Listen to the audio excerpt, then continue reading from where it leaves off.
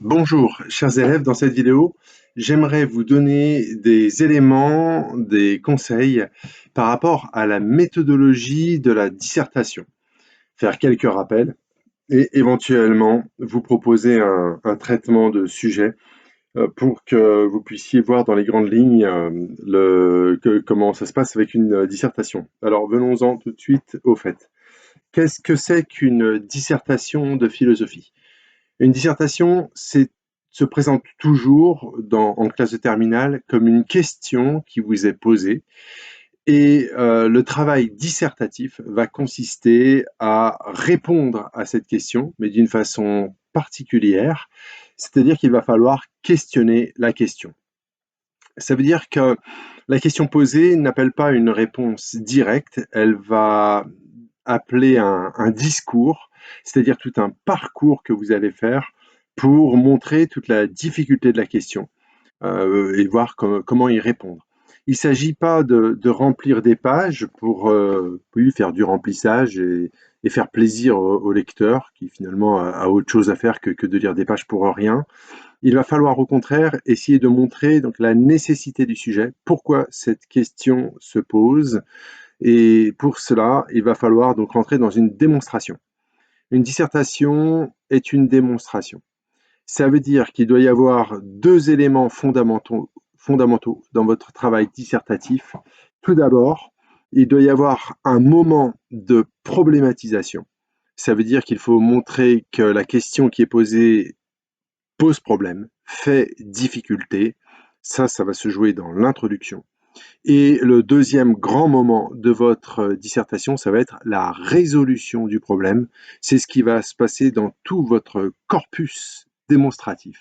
Et le corps de votre démonstration, ça va être votre grand 1, grand 2, grand 3, qui en trois moments distincts va envisager différents moments de réponse à la question qui est posée.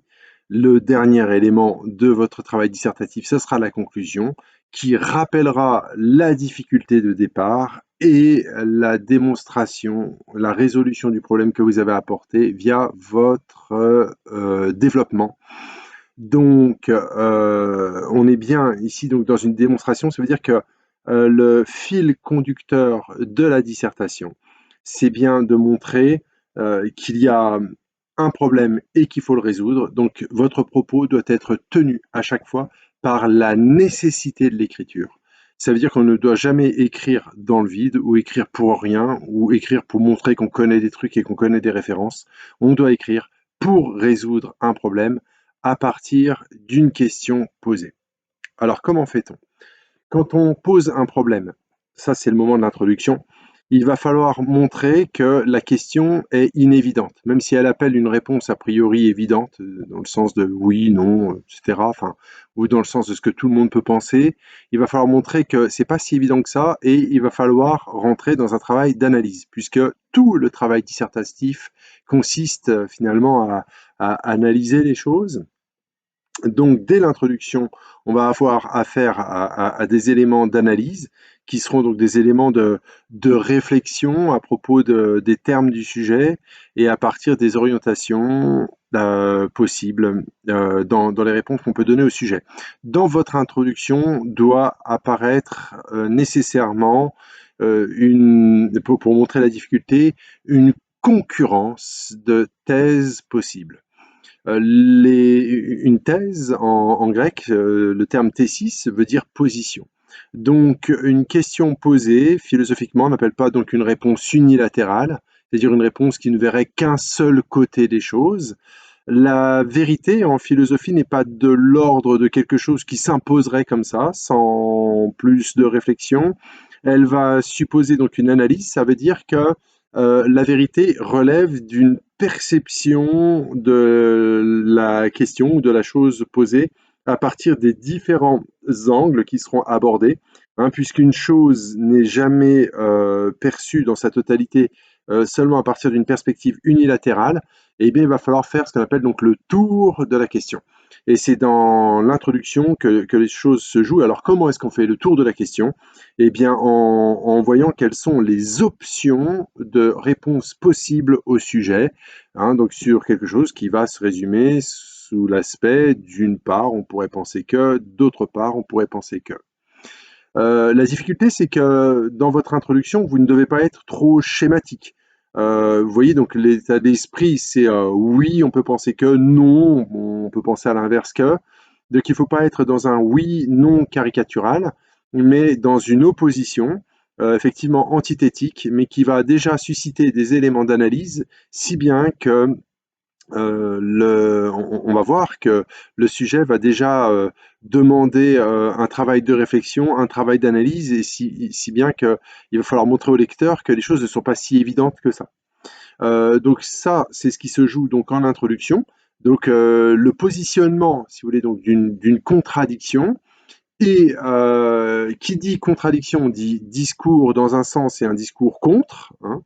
Et donc, comme la question posée appelle une réponse contradictoire, il va falloir sortir de la contradiction, puisque je vous ai dit qu'une dissertation, justement, c'est une démonstration et que la démonstration doit appeler une résolution du problème. Donc, il y a positionnement d'un problème et sa résolution, vers sa résolution. Donc, pour ça, donc, l'introduction doit déjà essayer de viser des éléments de résolution, d'où le positionnement dans l'élaboration de votre introduction de 3 moments problématiques, hein, donc qui sont des moments de réponse au sujet, partiels, insuffisants, et qui appellent donc un dépassement. Non pas que le grand 3 serait la résolution définitive. À chaque fois, donc tant qu'on est dans l'introduction, on est dans un moment problématique où tout fait problème, c'est-à-dire qu'à partir de l'option 1, on va montrer sa pertinence, mais en même temps ses insuffisances, qui amèneront donc la possibilité d'une inversion ou d'une thèse concurrente, ce qui est l'antithèse, la thèse en opposition, qui elle aussi a sa force et sa pertinence, mais aussi donc ses éléments problématiques, ce qui amène donc soit à rétrograder dans la première partie ou la première thèse, ou bien à tenter donc un dépassement qui lui-même va chercher donc à résoudre les difficultés des moments 1 et des moments 2, et qui lui-même n'est pas encore la résolution définitive, puisque c'est le développement qui lui va reprendre un par un les 3 moments problématiques. Donc, vous voyez un peu l'état d'esprit de l'analyse ou de l'exercice. Une question vous est posée. La question met en général en opposition 2 termes, hein, donc 2 éléments. Être libre, est-ce ne subir aucune contrainte, par exemple. Dans l'exemple là, on voit une opposition entre le terme de liberté et la notion de contrainte. Toute vérité est-elle le fait d'une démonstration? Donc là, on aurait une opposition entre le terme de vérité et la notion de démonstration, par exemple. Enfin, voilà, donc tous les sujets en général mettent 2 termes en opposition et appellent donc une réponse qui passera donc par la contradiction, chose que votre introduction doit mettre en évidence. Donc, de là, comment procéder quand on a un sujet de dissertation? Eh bien, il faut commencer donc donc par problématiser, comme je le disais. La problématisation se joue donc en introduction. À chaque fois, si vous voulez, donc dans la question qui vous est posée, la réponse apportée va dépendre du sens des termes de la question, des mots de la question. Et en fonction du sens que l'on donne aux termes, eh bien, on va avoir une réponse qui va peut-être pencher dans un sens ou pencher dans un autre sens. Par exemple, dans un sujet qui opposerait la notion de liberté et la notion de contrainte, on pourrait aussi bien montrer la contradiction entre les 2 termes, entre liberté et contrainte, leur caractère contradictoire, si bien que la liberté ne supporterait aucunement le concept de contrainte, à moins que, et on pourrait par antithèse montrer qu'il n'y a de liberté réelle qu'à partir du moment où cette force spirituelle qu'on appelle la liberté se confronte à la contradiction et à la contrainte du réel, par exemple, et on pourrait montrer donc par antithèse que c'est au contraire en assumant la contrainte que la liberté peut se réaliser.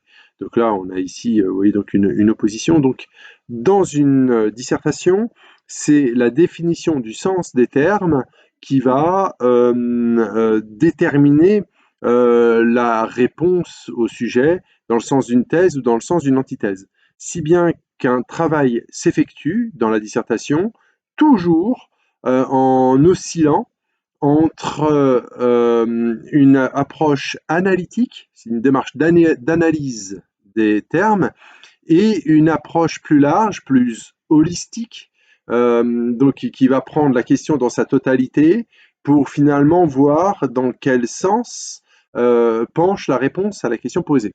Alors, tout ça pour nous faire dire, mais alors on ne sait jamais, on va dans un sens, dans l'autre, c'est un vrai ping-pong permanent. Pas forcément. L'habileté de l'élève, de celui qui mène la démonstration, va consister justement dans le fait de savoir structurer son propos, dans le fait de savoir l'organiser. D'où le fait d'avoir une introduction bien structurée, qui repère dès le départ les perspectives de réponse au sujet, qui les organise. Donc vous aurez compris qu'à minima, il faut au moins une perspective d'opposition. Donc ça veut dire que votre dissertation aura au moins deux parties. On ne peut pas avoir une dissertation en une seule partie. Et on évitera donc d'avoir une dissertation, mais bon, ça n'arrive jamais, mais enfin, en 4 ou 5 parties, puisque on se limite, on va dire, dans l'exercice, à la position donc de 3 moments réflexifs. Au moins 2 et sinon 3 moments réflexifs. Et donc, il faut structurer tout cela. Donc en introduction, en voyant les perspectives problématiques, donc des différentes thèses, et ensuite en prenant une à une, hein, donc dans le développement, donc les perspectives de réponse possibles dans mon grand 1, dans la perspective d'une thèse que je vais développer, que je vais alimenter, qui va me permettre d'analyser à fond les termes pour à chaque fois par des réponses étapes, essayer de faire le point pour répondre au sujet en fait. Et en progressant donc de la sorte, donc dans mon grand 1, mon grand 2, mon grand 3, etc. Alors, quand je réfléchis donc sur mon sujet, dans l'élaboration de ma dissertation, c'est d'abord au brouillon qu'il faut que je pense les choses. Hein, vous ne pouvez pas d'emblée avoir votre copie puis commencer à rédiger. Donc la première approche que vous allez avoir de votre dissertation se fait au brouillon, ce sera votre embryon d'introduction. Au moment donc de l'introduction au brouillon, vous êtes dans une espèce de brainstorming où vous réfléchissez donc sur le sens des différents termes et sur les perspectives de réponse possibles. Et là, donc déjà, se présente un embryon de plan et donc des perspectives de réponse possibles au sujet, avec éventuellement donc des références que vous allez peut-être convoquer, des connaissances que vous avez et qui vous permettront donc d'alimenter la thèse, l'antithèse ou bien le moment de dépassement, la synthèse, à partir donc d'une référence qui vous permettra donc de dépasser les difficultés repérées en 1 et en 2, par exemple. Donc, tout ça donne lieu donc à un début d'introduction et à un plan détaillé. Vous aurez donc euh, voilà, une fois que vous avez tout votre travail au brouillon, votre introduction et votre plan détaillé, c'est là que vous pouvez commencer à rédiger votre introduction. L'introduction, donc vous comprenez bien que l'introduction s'écrit à la fin, c'est-à-dire à la fin du temps passé au brouillon, où j'ai pu réfléchir sur le sujet de façon, ce que j'appelais tout à l'heure dans mon embryon d'introduction, et puis ce qui a donné lieu à un plan détaillé. Donc au bout d'un certain moment, quand j'ai vu le problème et les perspectives de résolution du problème à partir de ma première, deuxième partie, troisième partie, là je suis en mesure de rédiger mon introduction, parce que c'est quand je sais où je vais que je peux ensuite introduire le lecteur dans la difficulté du sujet, c'est-à-dire dans le positionnement du problème en vue de sa résolution, ce que fera mon développement. Euh, quand je rédige mon intro, dans mon introduction, il y a plusieurs éléments. Il y a d'abord un élément de préambule, ensuite un moment de problématisation et enfin un moment de présentation du plan, si on veut. Hein, dans la mesure où la problématisation est déjà quelque chose qui devrait être structuré et qui appellera finalement un traitement binaire ou ternaire du sujet, il y a déjà une forme de présentation de plan. Si on veut, on peut insister avec une présentation plus explicite du plan. Donc, dans mon introduction, quand je la rédige, le préambule, que fait le préambule? Il va essayer d'amener le lecteur à la question posée. Donc, j'ai une question précise qui m'est posée. Je proposerai peut-être tout à l'heure de façon schématique le traitement de la question. La conscience de soi est-elle une connaissance de soi? Voilà, pareil, comme type de sujet sur la conscience.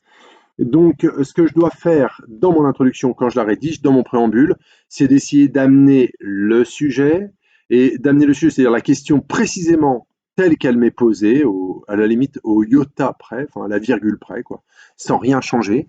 Donc, pour amener la question, je peux partir de la généralité thématique, hein, ici par exemple sur la question de la connaissance, sur la question de la conscience, pour amener précisément à la question donc qui m'est posée, à savoir si la conscience de soi est une connaissance de soi, toujours, ou pas.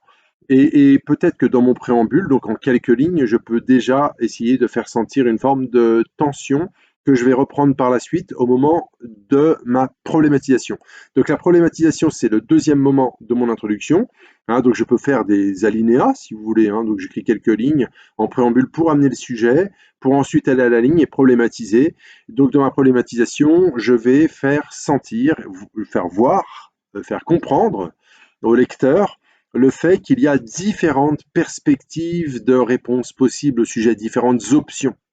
Et ces options, elles vont pas être présentées seulement sous la forme d'un oui, c'est la conscience, soit c'est une connaissance, ah bah non, en fait, c'est pas une connaissance. Donc, de façon un peu plus approfondie que ça, dans la mesure où on va donner donc des éléments d'explication qui permettront donc de pencher dans un sens ou bien dans l'autre. Donc, en montrant à chaque fois la difficulté, si possible, la difficulté consiste à voir que quand on est dans un sens, ça s'entend, mais ça peut poser tel problème ou telle difficulté, ce qui appelle donc un renversement, mais qui lui-même ne va pas de soi parce qu'il peut poser tel problème ou telle difficulté.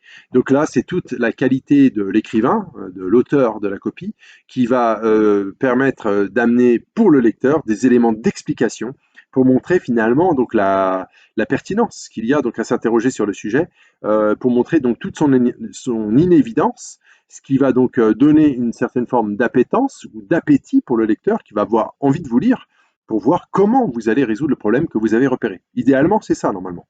Hein, donc, votre introduction doit amener à ça. Elle peut se terminer donc après la problématisation, c'est-à-dire la vision des différentes perspectives ou différentes options de réponse au sujet. Eh bien, à une présentation de plan. Dans un premier temps, nous allons voir que telle chose, ce qui n'ira pas sans percevoir tel problème ou telle difficulté qui sera analysée dans un deuxième moment. Et le troisième temps d'analyse essaierait de voir que telle chose, etc. Donc, vous présentez les choses de façon schématique et donc en dévoilant, mais sans tout dire, puisque après, c'est tout votre développement, c'est-à-dire votre grand 1, grand 2, grand 3, qui, lui, successivement, va envisager les différentes perspectives de réponse. Et donc, grand 1, grand 2, grand 3, ça veut bien dire que, en fait, sur une question posée, il n'y a jamais de réponse unilatérale possible. Donc, il n'y a pas, une copie ne peut pas, normalement, ne doit pas, et quand c'est le cas, la copie n'est pas bonne, une copie ne peut pas être monolithique. Elle ne peut pas seulement aller dans un sens, elle doit vraiment voir différents aspects, différentes perspectives.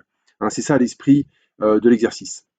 Alors quand je suis dans mon développement, donc mon introduction est terminée, elle est rédigée, à partir de là je passe 2, 3, 4 lignes, pas une demi-page, seulement quelques lignes, et je vais à la ligne, je fais des alinéas et je développe. Quand je développe, quand je suis dans mon grand 1 par exemple, eh bien, je dois toujours commencer, toujours ordonner mon argumentation et mon propos. Ordonner les choses, ça veut dire ne jamais commencer par un auteur seulement, parce qu'on refuse l'argument d'autorité. On ne laisse pas les autres parler à notre place, même si c'est Platon ou Descartes, etc. Vous ne laissez pas parler un auteur en premier. C'est vous qui parlez en premier, puisque c'est vous l'auteur de la copie.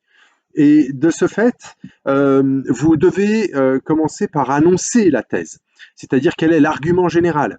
Donc de ce fait, ça va tout de suite vous amener donc à reprendre la question qui est posée, qu'il faut toujours avoir à côté de vous pour ne jamais être en dehors du sujet ou de la question qui est posée, et pour voir comment vous allez opter dans une première perspective de réponse au sujet, ce qui va tout de suite vous amener à une nécessité d'analyse. Et là, on va être dans une analyse sémantique, une analyse, c'est-à-dire des mots, des termes, pour comprendre ce que ça veut dire et pour voir comment ça nous amène à répondre au sujet en fonction de la perspective qui est prise en 1, c'est-à-dire dans la perspective de votre thèse.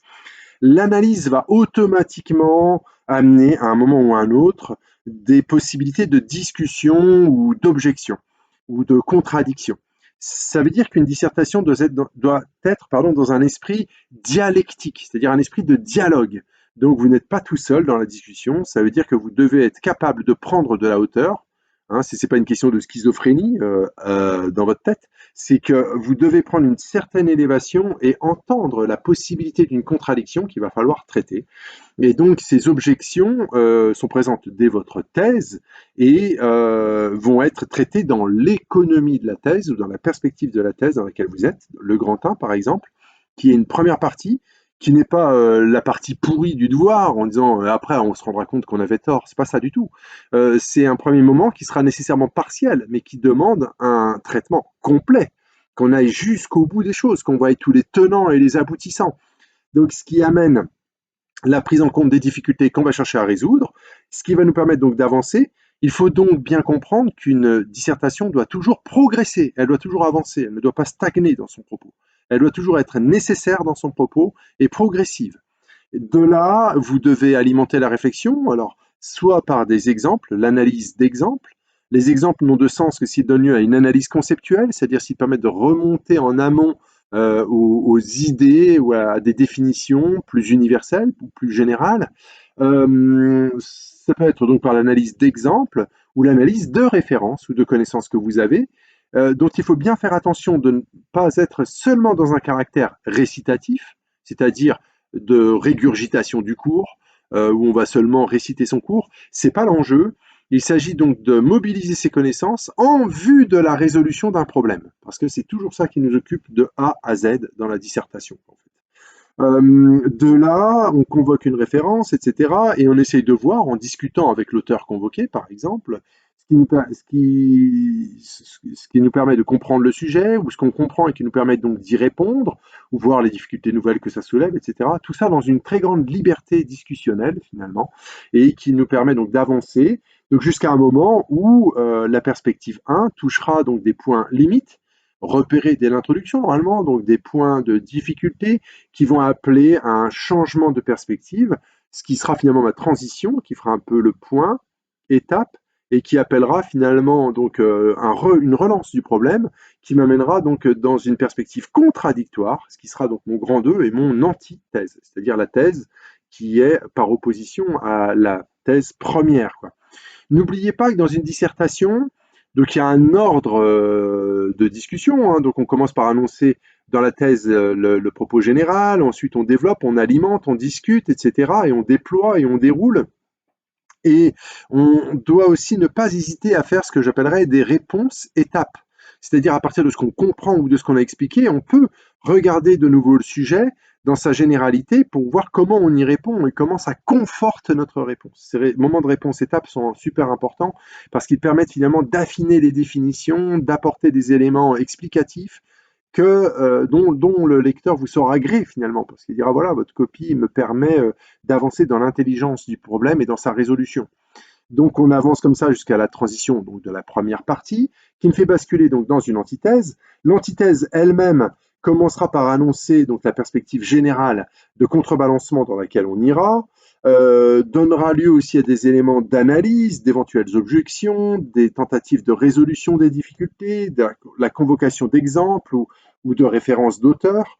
On peut se contenter d'une seule référence par partie, dans la mesure où elle est plutôt bien maîtrisée ou un peu connue, ça peut suffire. C'est pas la peine de mettre une pléiade d'auteurs. Si on n'a pas d'auteur du tout, c'est un peu embêtant. Enfin, on peut espérer que dans une année de philo, vous ayez retenu quand même le nom de quelques philosophes ou de quelques doctrines. Enfin voilà, tout en sachant que dans un devoir de philo aussi, la culture générale est un atout. Ça veut dire qu'on peut très bien imaginer, dans une copie de philosophie, avoir des références qui peuvent être d'ordre sociologique, scientifique, historique, artistique, littéraire. Évidemment, la culture G sert complètement. Donc, nous faisons feu de tout bois dans une réflexion philosophique. Donc, tout ce qui va être de l'ordre de la connaissance et d'une interrogation sur les principes pour essayer de mesurer les conséquences va justement pouvoir apporter des éléments amélioratifs, qualifiants, enfin en tout cas de valorisation de votre copie, s'il donne lieu à une analyse à partir donc d'un problème perçu et en vue d'une tentative de résolution.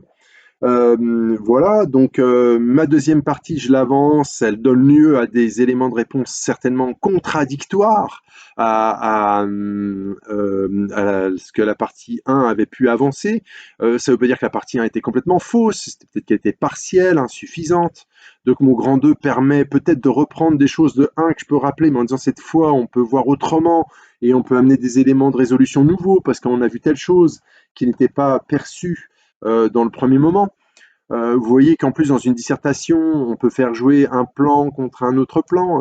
Si on a un devoir sur la vérité, peut-être qu'une vérité vue d'un point de vue purement mathématique dans un grand 1 ou d'un point de vue scientifique peut être contrecarrée par une approche ou par une redéfinition de la notion de vérité à partir d'une perspective peut-être plus artistique ou plus littéraire qui n'aura pas forcément les mêmes incidences quant au concept de vérité qu'on pourrait comprendre à partir de l'idée de révélation, des yeux qui s'ouvrent, par exemple, tel que l'art ou peut-être tel que la musique peut nous le faire comprendre ou entendre, dans un sens assez différent de ce que la science peut nous faire comprendre d'un point de vue purement logique.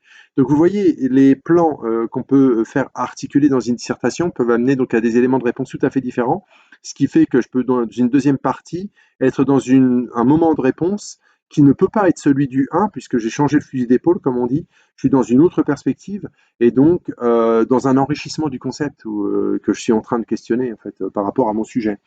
Quand j'arrive à la fin de mon grand 2, je peux aussi avoir épuisé donc les perspectives et peut-être en tombant donc et même nécessairement sur les difficultés de la thèse en jeu, puisque toute thèse ne va jamais sans poser de problèmes ou difficultés, ce qui peut appeler donc une troisième partie et une synthèse, si j'y arrive, en essayant donc de prendre de tenter de nouveaux éléments de résolution du problème. Je vais prendre un exemple. Schématiquement, si je suis sur un sujet qui oppose la liberté et la contrainte, comme je le disais tout à l'heure, dans une première partie, je pourrais avoir montré donc la nécessaire opposition logique entre le concept de liberté et le concept de contrainte, en montrant leur non-conciliation. J'aurais par là expliqué, par exemple, que la liberté est une réalité spirituelle, qui est finalement toute intérieure, liée à la conscience, et qui est cette capacité que la conscience a de s'arracher à toute forme de conditionnement, toute forme de déterminisme, et qu'à partir de là, elle ne supporte aucune forme de contrainte et qu'elle peut finalement envisager le monde comme elle le veut, comme elle l'entend, si bien que, comme le disent les stoïciens par exemple, même si j'étais en prison, je pourrais par la force de mon esprit être libre si je le voulais, puisque ce que je veux ne dépend que de moi, comme par exemple peut le dire Épictète dans les entretiens, dans la différence qu'il fait entre ce qui dépend de moi et ce qui ne dépend pas de moi. Et donc je pourrais, si vous voulez, avoir articulé cela et avoir fait contrebalancer cela à partir d'une difficulté repérée, donc à la fin de ma première partie, en disant mais une liberté absolue et sans contrainte est une liberté certes spirituelle, mais peut-être complètement vide finalement, qui n'a d'emprise que sur un monde purement intérieur et finalement complètement autistique et fermé. Ce qui m'amène peut-être à repenser, ce qui m'amènerait peut-être à repenser dans une deuxième partie la liberté à partir de l'assomption, le fait d'assumer la contrainte. Et à partir de là, je pourrais penser donc la liberté donc en lien avec l'opposition contradictoire, c'est-à-dire le fait que si la liberté veut se réaliser, elle doit forcément se confronter ou se heurter à la réalité qui la contredit et qu'elle peut ainsi finalement peut-être maîtriser. Mais finalement, dans cette deuxième partie, en montrant que la liberté relève nécessairement de l'assomption de la contrainte, comme j'ai pu le dire, est-ce que ça ne ferait pas de la liberté quelque chose qui se plierait nécessairement à ce qui n'est pas elle et finalement à ce qui se plierait à l'ordre du nécessaire? Or, la nécessité, c'est ce qui, par définition, n'est pas libre. Donc mon antithèse mène elle aussi à des difficultés, c'est-à-dire qu'elle mènerait à une définition plus réaliste de la liberté, mais tellement réaliste finalement qu'elle arriverait donc à la négation de la liberté elle-même, au profit de la réalité à laquelle la liberté devrait se plier, par exemple. Ce qui amènerait donc finalement peut-être dans une dernière partie à essayer d'articuler de nouveau le concept de liberté et de contrainte, en essayant de voir comment la liberté assume ce qui la contredit finalement, mais peut-être en la spiritualisant, en l'orientant, en la rationalisant. Peut-être que là, je pourrais, autant dans une première partie avoir fait des références au stoïcisme et à la spiritualité stoïcienne finalement, pour dans une deuxième partie donc avoir peut-être être peut-être passé par des références plus nécessitaristes, peut-être comme celle de Spinoza ou peut-être même celle de Marx, pourquoi pas, pour montrer le fait donc de devoir se plier à l'ordre de la nécessité qu'il faudra accompagner ou que notre liberté devrait accompagner pour, selon Spinoza ou peut-être aussi chez Marx, être véritablement libre, mais à partir donc d'un accompagnement donc de l'ordre nécessaire du réel ou des choses. Dans une dernière partie, peut-être cette fois dans une perspective cette fois politique, comme dans une pensée de celle de Rousseau, qui finalement concilie la notion de liberté et la notion de contrainte via l'idée de la contrainte comprise à partir de l'idée d'obligation. À partir de là, dans le fait d'être comme dépossédé de soi, par exemple dans la dimension politique, où ce que je fais ne dépend plus que de moi-même, mais aussi dépend de la volonté générale ou du corps politique en général, ce qui n'est pas une complète soumission, mais ce qui sera plutôt donc une victoire de l'ordre de la raison, puisque la volonté générale et la volonté collective, je ne développe pas ici, mais qui permet donc une liberté politique authentique chez Rousseau. Donc ici, mes références et mes différences de perspective, dans mon grand 1, une perspective spirituelle, dans mon grand 2, une perspective finalement peut-être matérielle, réaliste, et dans une dernière partie, une perspective politique, à partir de différents plans, peut me permettre donc d'arriver donc à une résolution du problème, par exemple sur un sujet comme celui-ci, qui me demande si la liberté doit exclure, oui ou non, toute forme de contrainte. Enfin, voilà. Voilà un peu rapidement par rapport à l'esprit de l'exercice, sa mise en forme, sa construction dans différentes parties. Quand j'en arrive au moment de la conclusion, vu que mon travail dissertatif a consisté à poser un problème en vue de sa résolution par le corpus démonstratif, mon grand 1, mon grand 2, mon grand 3, eh bien le lecteur a besoin que je remette un petit peu tout ça en ordre, non pas que le discours ait perdu le lecteur, espérons-le, enfin, espérons que le lecteur ne soit pas perdu, mais dans la conclusion, il faut donc récapituler les choses, c'est-à-dire rappeler un peu les données du problème et voir comment on a répondu par étapes, en montrant en fait ce qu'on a pu voir dans le grand 1, etc., les insuffisances repérées et la complétude de la réponse qu'on a pu apporter en nuançant les termes et en apportant d'ultimes éléments de définition. Dans notre dissertation, en philosophie, on trouve qu'il n'est pas nécessaire d'avoir un élément d'ouverture. Donc dans d'autres exercices dissertatifs, par exemple en littérature, on peut demander à avoir cet élément d'ouverture. Nous en philo, pas nécessairement. Enfin voilà. Donc on peut clôturer la discussion à partir d'ultimes éléments définitionnels sur quelque chose qui se présente comme une totalité depuis le moment problématisé de l'introduction, le moment discursif par étapes des différentes parties de mon travail argumentatif qui se trouve récapitulé dans la conclusion. Voilà, donc dans l'intro comme dans la conclusion, si possible, pas d'auteur. Les auteurs ne sont utilisés que dans le développement et vous l'aurez compris, pas en début de partie. C'est toujours vous l'auteur, mais vous convoquez des auteurs pour être en discussion avec et pour enrichir la réflexion, pour évidemment montrer que vous avez une certaine culture philosophique et d'utiliser cette culture philosophique pour répondre aux problèmes posés dans votre sujet. Je ne sais pas si je prends le temps de traiter un sujet, j'ai peur d'être un peu long. Je donnerai, je reprendrai peut-être dans une autre capsule vidéo un exemple de traitement de sujet. Je donnerai, pour terminer ici, une indication de timing. Parce que la gestion de son temps est super importante pour la réussite d'un travail dissertatif. Je vais partir donc sur un schéma d'un devoir en 4 heures. Et donc, je vous propose ça après, c'est chacun en s'entraînant. Et il faut avoir des possibilités de s'entraîner, c'est super important. C'est chacun qui trouve après sa façon de faire. Et puis, il faut pas être complètement rigide, hein. Donc, on peut dépasser à plus ou moins 5 minutes, 10 minutes. Enfin, après, il faut gérer son temps. C'est comme au sport, hein, quand on joue le match. Peut-être qu'on peut rattraper un match ou le perdre dans les dernières minutes de jeu. Enfin, voilà, bon, peu importe. Donc moi, je vous propose la répartition suivante. Sur un sujet en 4 heures, prenez 10 minutes au départ pour savoir quel sujet vous allez choisir. Au bac, vous aurez 3 sujets qui vous seront proposés. Dissertation pour 2 sujets, commentaire de texte pour le troisième. Pourquoi 10 minutes? Parce que le troisième sujet est un sujet texte. Et un texte, il faut prendre le temps de le lire et de le relire. Donc, je vous propose vraiment de prendre le temps de lire le texte. Même si vous vous dites, oui, j'aime pas cet exercice de commentaire de texte, moi je prends la disserte. Quand même, prenez le temps de le lire parce que sait-on jamais. Peut-être que vous êtes sur un thème que vous avez bien révisé, que vous connaissez bien, qui vous parle. Peut-être que le texte pourra finalement le jour J susciter des éléments qui vous intéresseront pour la discussion, peut-être plus que sur telle dissertation qui ne vous parlera pas. Donc prenez le temps de le lire et de le relire. De le lire pour le découvrir, de le relire pour comprendre un peu de quoi ça parle, de le relire au moins une troisième fois pour dire je prends ou je prends pas. Donc ça, trois lectures du texte, ça prend au moins 5 minutes, entre 5 et 10 minutes. Donc d'abord, moi je propose donc 10 minutes pour dire je choisis soit la disserte, telle disserte, soit le commentaire de texte. Une fois que mon choix est fait, si possible, je ne reviens pas sur mon choix. C'est définitif, c'est mon dernier mot, Jean-Pierre, sur le choix. Après, il faut donc faire tout le travail au brouillon.